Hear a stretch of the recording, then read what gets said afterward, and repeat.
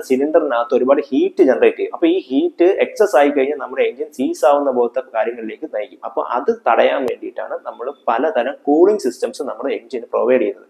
അതിൽ ഏറ്റവും ബേസിക് ആയിട്ടുള്ള ഒരു കൂളിംഗ് സിസ്റ്റമാണ് എയർ കൂൾഡ് എഞ്ചിൻ. അപ്പോൾ ഒരു എയർ കൂൾഡ് എഞ്ചിന്റെ സ്ട്രക്ചർ ആണ് നിങ്ങൾ ഇവിടെ കാണുന്നത്. ഈ ഒരു സ്ട്രക്ചർ നോക്കി നിങ്ങൾക്ക് കാണാം, ഈ ഒരു സിലിണ്ടറിൽ നിറച്ച് എയർ ഫിൻസ് കൊടുത്തിട്ടുണ്ട്. അപ്പൊ മാനുഫാക്ചേഴ്സ് ഇങ്ങനെ ഒരു ഫിൻസ് കൊടുക്കുന്നതിന്റെ റീസൺ എന്താണെന്ന് പറഞ്ഞാൽ നിങ്ങൾക്ക് ഇപ്പോൾ കാണാം, ഈ ഒരു സിലിണ്ടറിന്റെ സൈസിന് നമ്മളിപ്പോൾ ഇതിനെ ഫ്ലാറ്റ് ആയിട്ടാണ് നമ്മൾ ഇതിനെ മാനുഫാക്ചർ ചെയ്യുന്നത് വിചാരിക്കുക.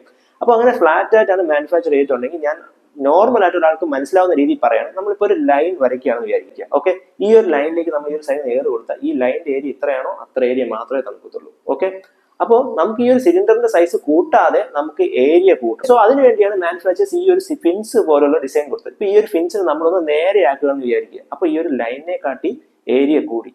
ഓക്കെ, നിങ്ങൾക്ക് ഐഡിയ മനസ്സിലായില്ലേ? അപ്പോൾ നമുക്ക് ഈ ഒരു ചെറിയ സ്ട്രക്ചറിൽ തന്നെ ഒരുപാട് ഏരിയ ഉണ്ടാക്കി ബെറ്റർ ആയിട്ട് ആ ഒരു എഞ്ചിനെ കൂൾ ചെയ്യുന്ന ടെക്നോളജിയാണ് മാനുഫാക്ചേഴ്സ് ഈ കൊടുത്തിരിക്കുന്നത്.